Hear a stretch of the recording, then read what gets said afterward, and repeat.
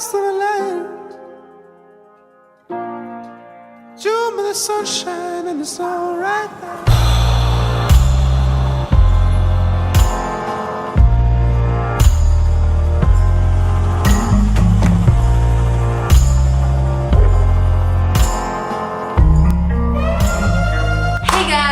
What is up? This is so exciting because I got my Kindle like 2 days ago and I started reading Crescent City, which, may I say, has been in my TBR since before it came out. But with all the coronavirus quarantine thing, I was not able to buy it physically because I had to order it internationally. Yeah, that didn't work. We're just gonna jump right into it. So if you haven't read it, I recommend you leave this video and come back after you've read it. Okay, bye-bye. Thoughts so far, I'm in chapter 5, and at first I gotta say, I thought, is this really the Lily Collins version of Clary Frey? And then I was like, no, wait. It's way better than that. Okay, to be honest, I think it's way more confusing than the other Sarah J Maas books. If you read Throne of Glass, the first book, I don't think it's that confusing because it's a slow introduction, like a friendly, I don't know if friendly, but anyways, it starts off really simple and then it builds up to a more complex world. The same thing happens, I believe, with ACOTAR, and now we've got Crescent City. And Crescent City has Fae, right? But we do have new magical and fantastic creatures that we did not see in the other Sarah J Maas books. And that is really exciting, but it's also really confusing because there are many houses in this city. Okay, so the main issue here is this whole war going on outside the city, I believe. And it's like a human revolution, and there's this guy called Philip something that is being freed, and okay, that's all I'm getting so far. But is this like Shadowhunters? Because I started feeling this Shadowhunters vibe and this Star Wars vibe because there was like a republic and many houses with different creatures, and I was like getting really confused. There are phones and cars in this world. That is news, guys. That is news. And I'm really excited about that. I'm also not used to it yet. Those are my thoughts so far.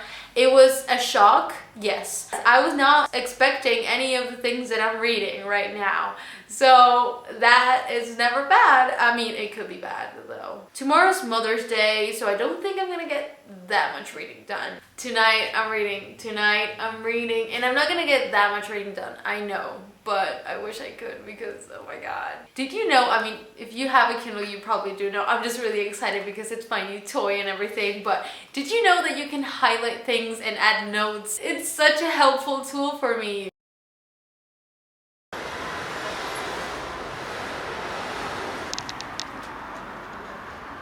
What?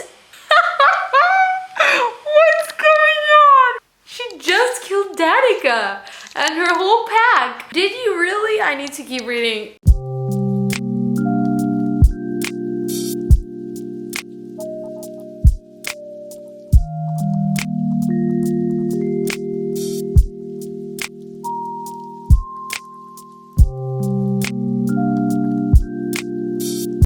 I'm in page 157 of Crescent City.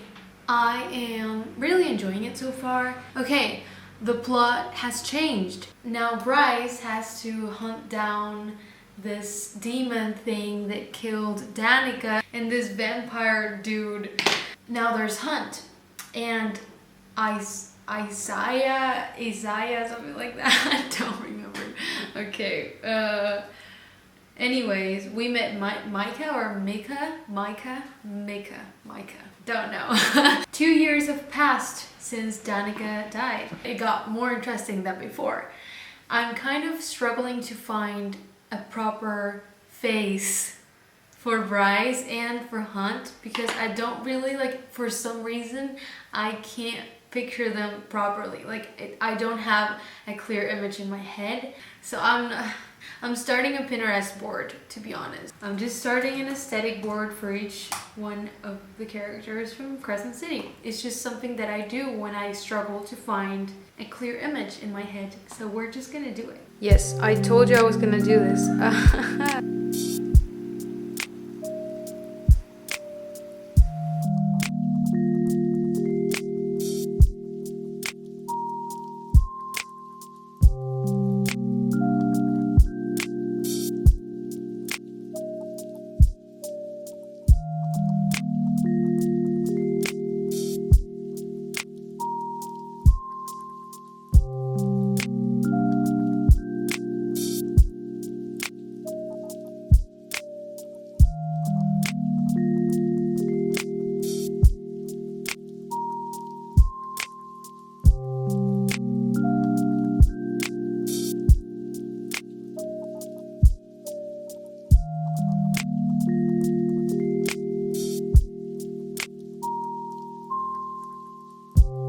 Hello, it's Thursday. I'm currently in chapter 25. I don't know what page I'm in, but so far I want to say some things. First of all, I just found out like a chapter ago that Bryce saved this governor Micah or Micah, I don't know how to pronounce his name, but at the beginning of the book she saves an angel, right? And just a chapter ago, I found out that it was Micah. I just don't know. Okay, whatever. Point number 2. I feel like Bryce is really smart. I mean, all of Sarah J Maas's like main characters, they're so smart and I love that. So far, I just can't see through Hunt's personality. Like if you ask me, I wouldn't be able to describe his personality yet. Like it's not quite clear to me yet. Like, I'm barely starting to read like the development of the conflict. Like, there's a lot that I haven't read, I feel. Still on chapter 25 because I just started, and there are witches flying on their brooms alongside Hunt. It is just a descriptive detail. But I just remembered Manon. Anyways, this is not a Turn of Glass reading vlog, but I miss it.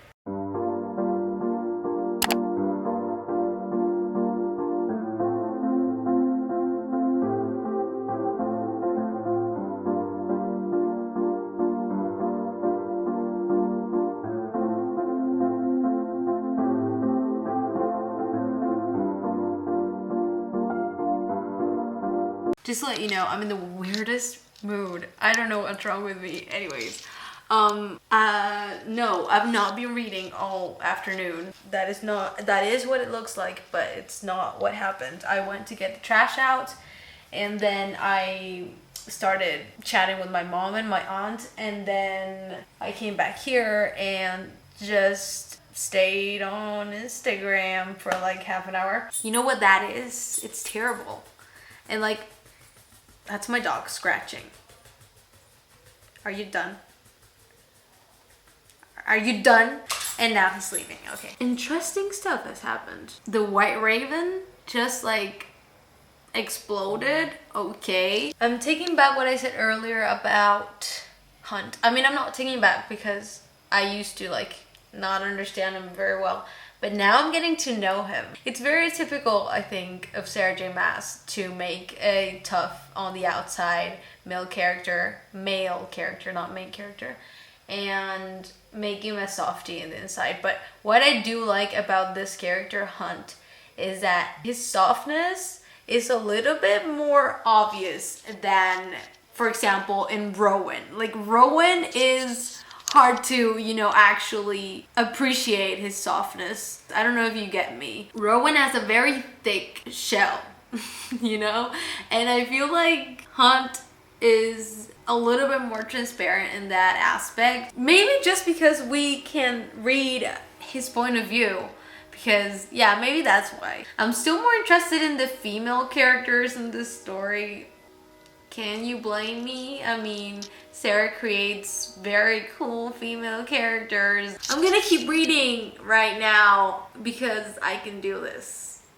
This book is good. It's getting really good. This explosion thing was really intense. Guys, Hunt just asked Bryce. Oh my god, that's gross. Doggy, stop. Hunt just asked Bryce if Bryce and Danica were lovers. I mean, when I started this book, I was like, is this the book where we finally get the lesbian couple? No, bitch, it wasn't. But I'm still waiting. It would have been nice. Oh yes, it would have been nice. I wanted to not correct myself, but add a side comment.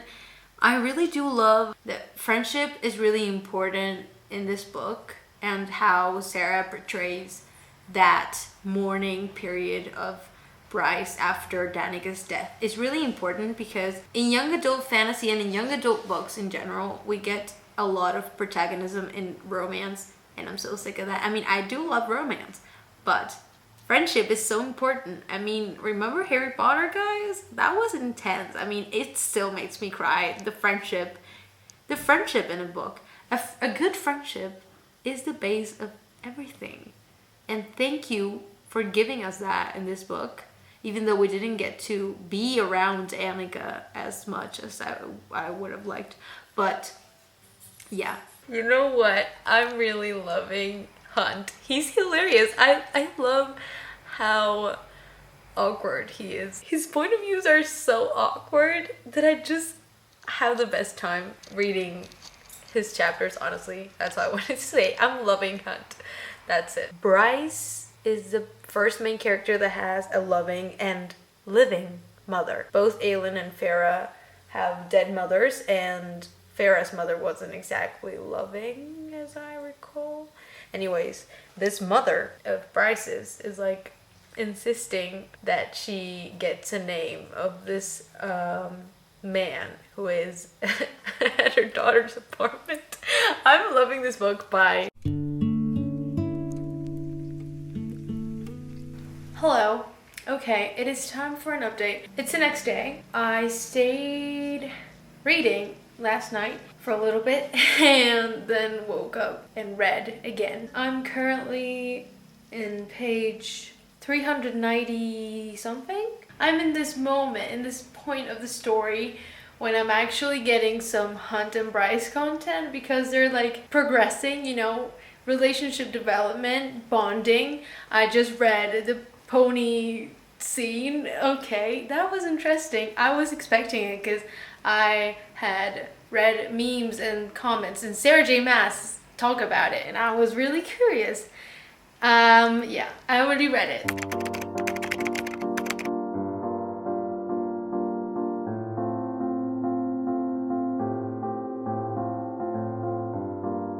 Hey guys, I look terrible. Quick update. Comments so far, I mean, I'm on chapter 49 or 50, I'm not sure. Okay, we just found out that Danica actually stole the horn. I was low-key expecting Danica to have some unexpected role in this whole horn situation. I mean, maybe there's a future plot twist that says otherwise. I'm not sure.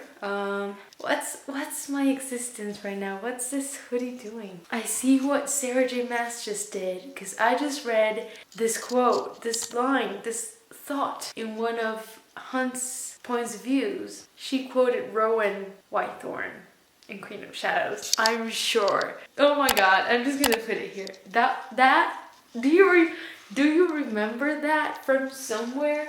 Does it sound familiar to you?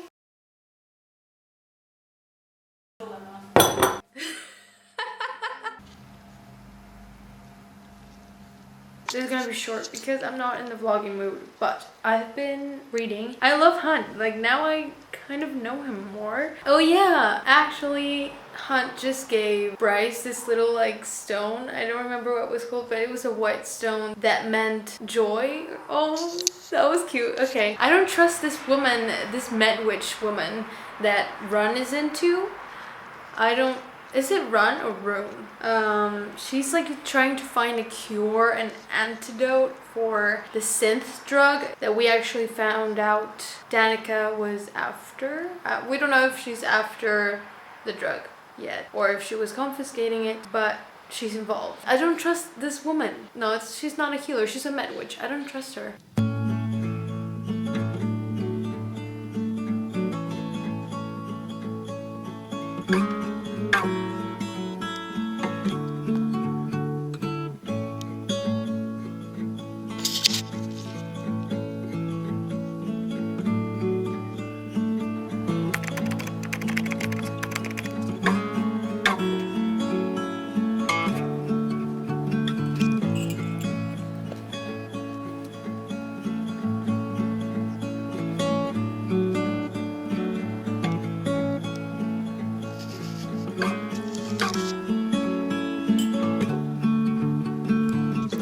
Alright, I need to update y'all. Okay, it's Monday, okay? I'm sorry I haven't vlogged. I haven't read much because, don't panic, this weekend that just passed was a really busy weekend.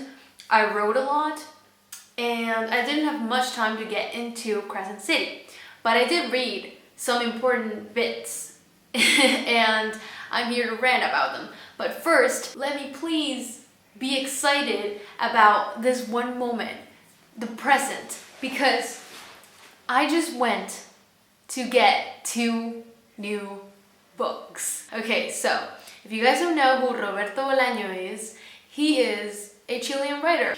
I really like his books and I bought 2 books. Oh my god. Look at, okay, so it's these 2. Look at this book.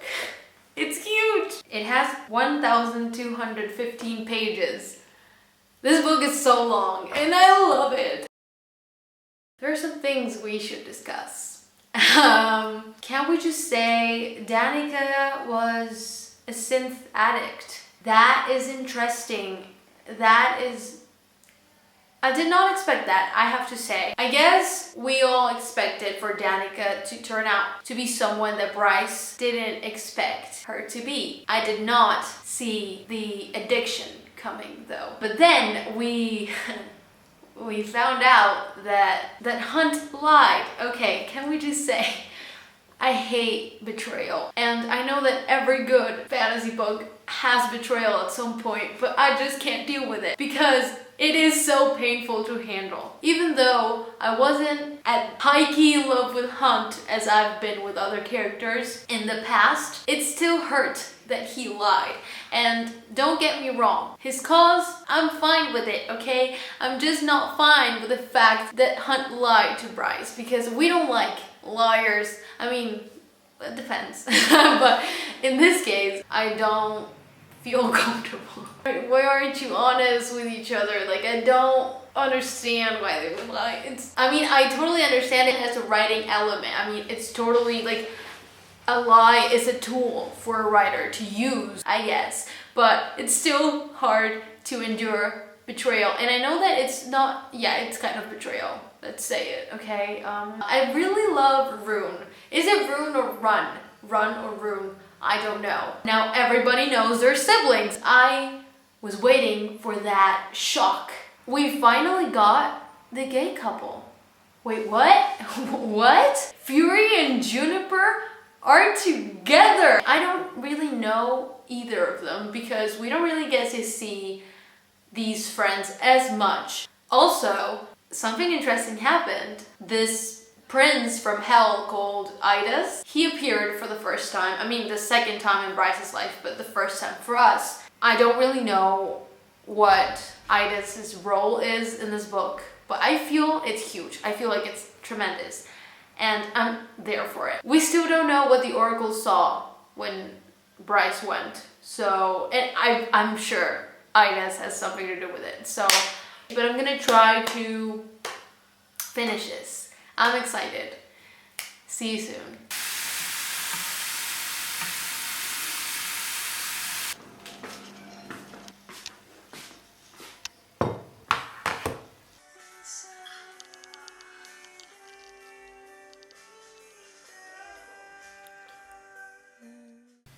Guys, I just read that Bryce is the horn. She's got the horn tattooed on her back. Doesn't this remind you of Aelin having to sacrifice herself to forge a log?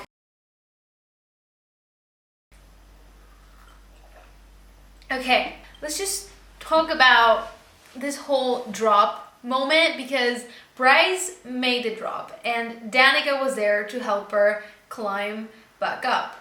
And to be honest, I hadn't cried during the whole book up until the moment when Danica just appears and says that big, huge, tremendously intense quote about love. Like, that's the point of it, Bryce, of love and whatever. Someday it's not gonna... Okay, I forgot how it was. And I feel like all the characters exist because of this moment when Bryce makes the drop and Danica's there to help her and say that to her. It's just, everything makes sense, sentimentally speaking now. Emotional. It's a great moment. I love the drop moment.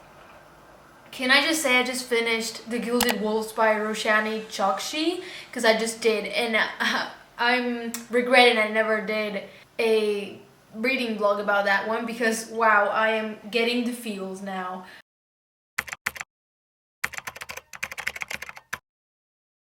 It's been a week since I finished, oh my god, House of Earth and Blood. I hadn't filmed this outro because I wanted to think about it and just let the book sink into my brain and analyze it a little bit. So I needed to get some distance from it for a couple of days, and now I've got some notes. I mean, was this my favorite Sarah J Maas book? Definitely not. But I did really enjoy it, and there are some things that I appreciated a lot. One of them being Bryce, like such a strong female character that is not very usual in, this is not young adult, this is adult fantasy. But anyways, female main characters are often victimized, and I just can't stand that. I love that Bryce doesn't apologize for who she is, because why should she? I do feel like the whole Fury and Juniper relationship was forced with the intention of adding an LGBTQ plus tag on this book, and I feel like it was barely talked about. And I know that we're gonna get more books, and I'm hopeful that that will change in the future, but it still felt kind of off at the moment, because I think that topic was a little bit left out. It was weak, in my opinion. It could have been better.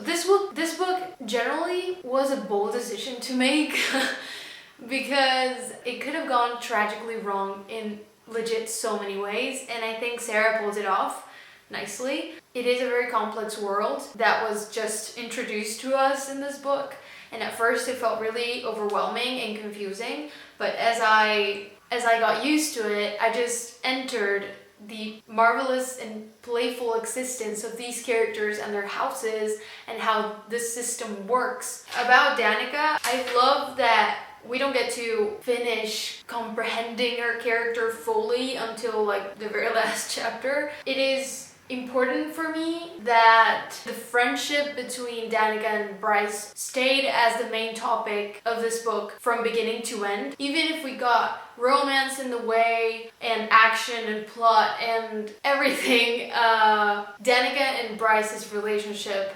and their love for each other was always the main thing that kept the book going, and I love the feelings that are shared between them. There's Hunt, and at first I wasn't sure about his character.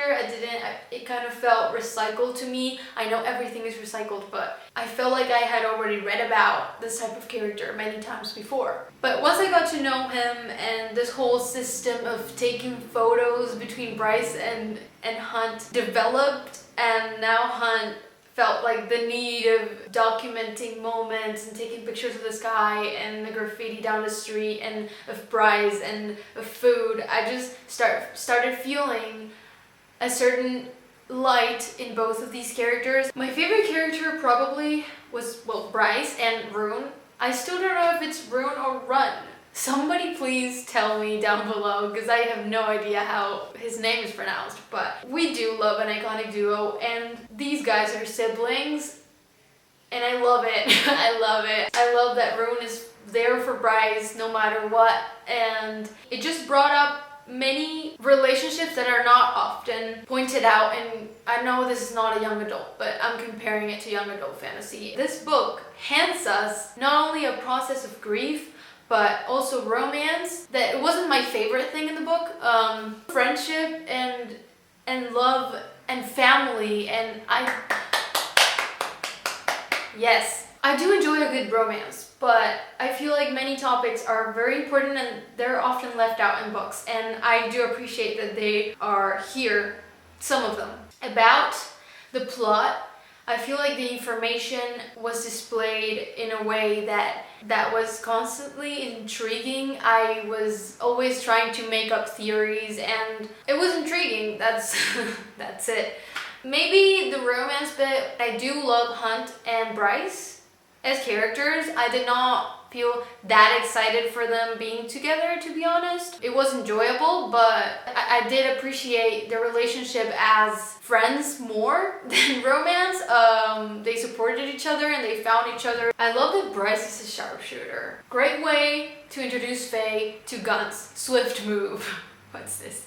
The whole nightclub vibe was really exciting. I love it. I love this whole aesthetic and this setting of nocturne happenings. I gave Crescent City 4 stars on Goodreads because I felt like there were some things that, I mean, maybe tried to grasp too many things and some of them felt a little bit weaker, but no novel is perfect. I feel like every book has its own things. And yeah, I think that's pretty much it for this reading vlog. Maybe there are things that I thought and I didn't say, which I'll regret while editing, but it's fine. Thank you guys for watching. I'll see you next time. Goodbye.